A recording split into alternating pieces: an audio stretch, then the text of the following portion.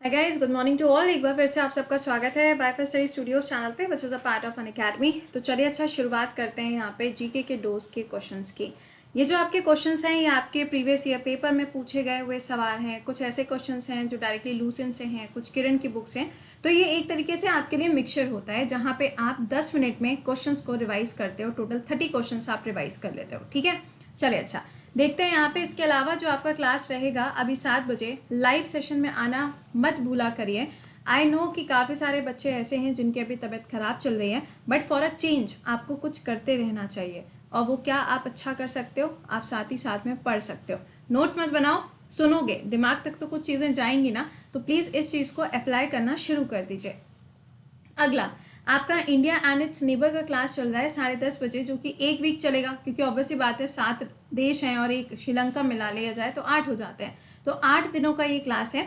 और आपके लिए आज वाला जो रहेगा country, that will be Pakistan और चाइना, दोनों में से कोई एक होगा। तो उसको हम लोग आज पढ़ लेंगे। और 10:30 बजे क्लास होगा, only on Unacademy, free class होता है, सभी बच्चे इसको ज्वाइन कर सकते हैं। अगला लिखा हुआ है भाई भारत का ज्ञान। ये क्लास जो है, ये क्लास आपका होता है दोपहर में 2 बजे, जहाँ पे आपको इंडिया की जीके पढ़ाई जा रही है।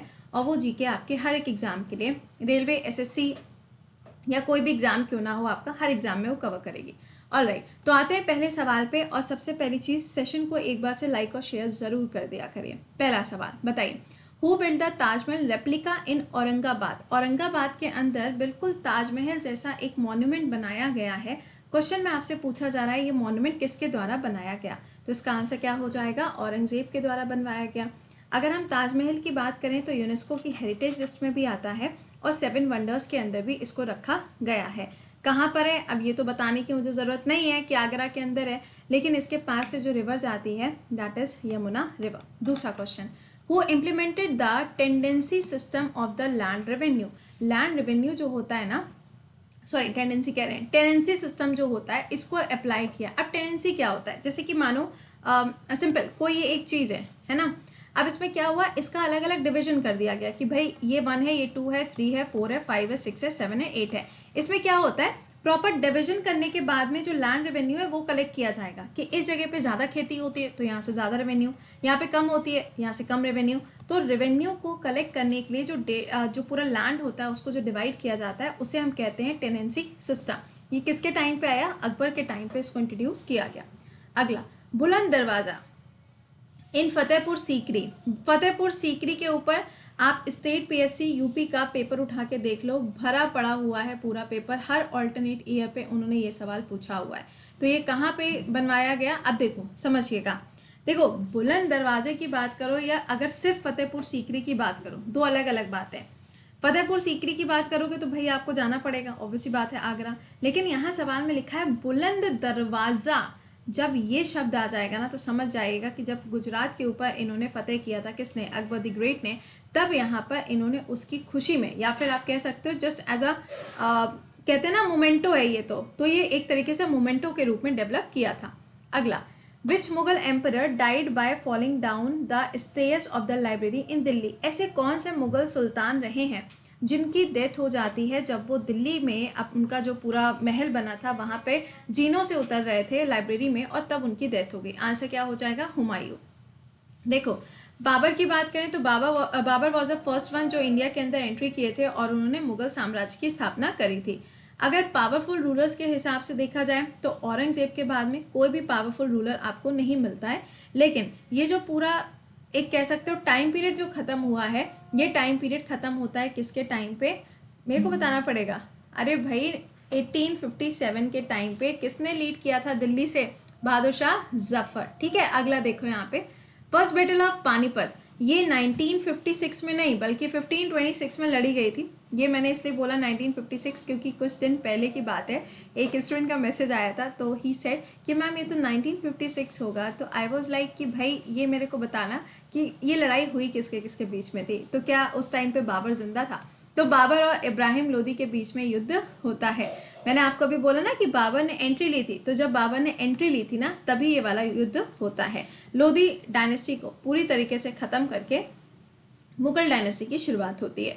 अगला, when and who implemented the permanent settlement in Bengal, Bihar and Odisha. India के अंदर काफ़ी सारे सिस्टम आए, जैसे कि परमानेंट सिस्टम हो जाएगा, या फिर आपका रैयतवाड़ी सिस्टम है, या फिर मालवाड़ी सिस्टम है। अलग अलग सिस्टम्स इंडिया के अंदर आए हैं।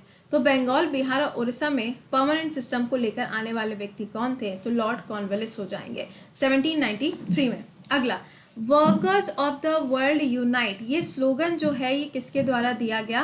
कार्ल मार्क्स के द्वारा दिया गया। हमेशा याद रखिएगा कि when we talk about the Karl Marx, तो इनका एक कॉन्सेप्ट है जिसे हम कैपिटलिज्म की थ्योरी कहते हैं।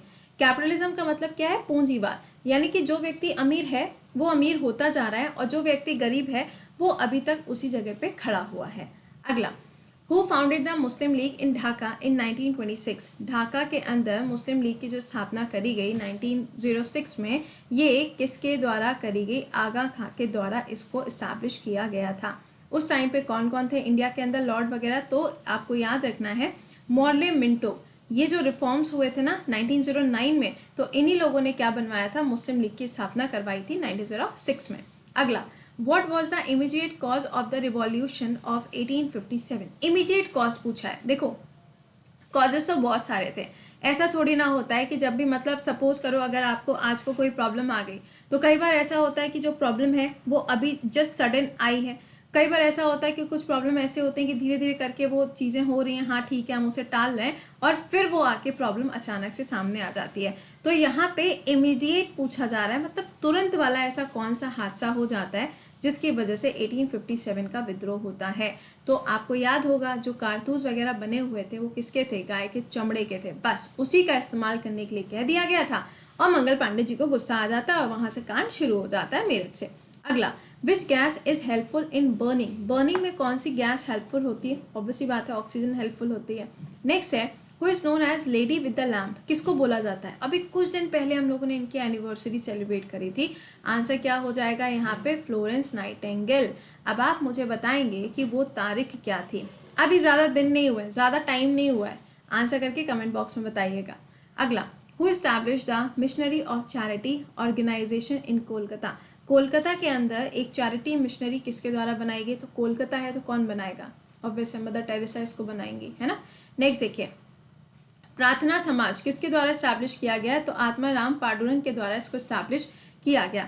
इन which month is the southern west monsoon active in India, Bharat के अंदर जो साउथ वेस्ट वाला मानसून होता है वो कब एक्टिव होता है? देखो, दो तरीके की इंडिया के अंदर हवाएं होती हैं, एक होती है आपकी जो साउथ वेस्ट से आती है, एक होती है जो नॉर्थ ईस्ट से आती है। साउथ वेस्ट की बात करोगे तो ये हवाएं इंडिया के अंदर जून में आती हैं, केरला के एरिया में स्ट्राइक करेगी। सबसे ज़्यादा जो बारिश है वो कहाँ करेगी? मौसम ग्राम में करेगी। लेकिन अगर आपसे पूछा जाए सेकेंड वाली वेव के बारे में जो कि नॉर्थ ईस्ट से होते हुए आती है, वो एंट्री मारती है पंजाब हरियाणा से और सबसे ज़्यादा रेनफॉल कराती है कहाँ पे? तमिलनाडु के अंदर। कब आती है? अक्टूबर नवंबर के टाइम पर आती है।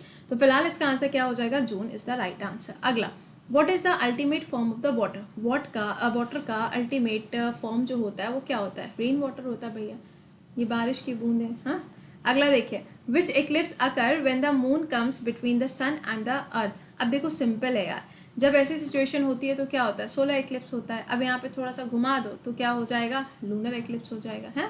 जहाँ पे मून आएगा वो लूनर हो जाएगा। अब अगला क्या है? What are the number of the planets in the solar system. अब आधे कहेंगे हम 9 होते हैं, 9 है ना। कितने होते हैं? 8 होते हैं। कौन सा बाहर हो चुका है? प्लूटो इसमें से बाहर हो चुका है, इसको आउट कर दिया गया था क्योंकि प्लूटो जो है ये क्या कहलाता है भैया? इसको डॉर्फ प्लैनेट कहते हैं। बट अभी भी यहाँ पे रिसर्च चल रही है, पॉसिबिलिटीज़ हैं कि इसको प्लैनेट का दर्जा दे दिया जाएगा। तो अभी फिलहाल के लिए क्या है? टाटा बाय हो गया है। What is the full form of CPU?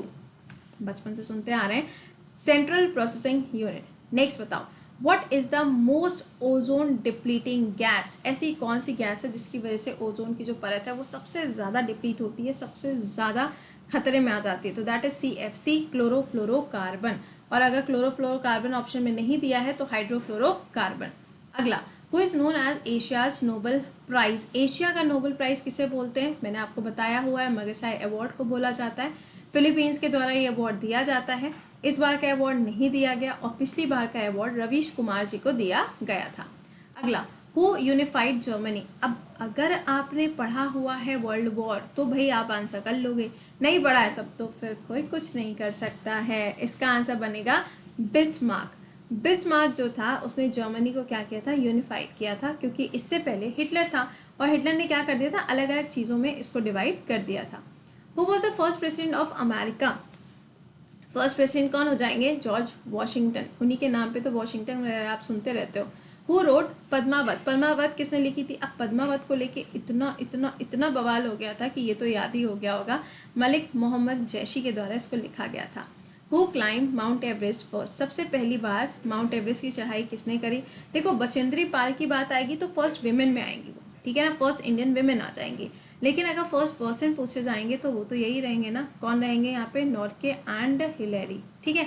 अच्छा, सरपा शब्द का मतलब क्या होता है? सरपा शब्द का मतलब होता है एक ऐसा पर्सन जो माउंट एवरेस्ट की चढ़ाई करता है ना। और अगर आपसे कहा जाए माउंट एवरेस्ट है कहाँ पे, तो ये तो मालूम ही होना चाहिए कि नेपाल के अंदर है, इंडिया मत बोलाना। और इसकी हाइट कितनी है, 8848.86। अगला देखिए, when were Bhagat Singh Sukhdev Rajguru hang? इनको फांसी की सजा कब हुई थी? 23 मार्च को हुई थी 1931 में। कराची सेशन के अंदर यहाँ पे अनाउंसमेंट कर दिया गया था कि 24 तारीख को होगी, लेकिन उस समय पे विद्रोह को देखते हुए और लोगों की जो भीड़ उमड़ के आई थी उसको देखते हुए इन्होंने 23 मार्च को रात में ही इनको फांसी दे दी थी।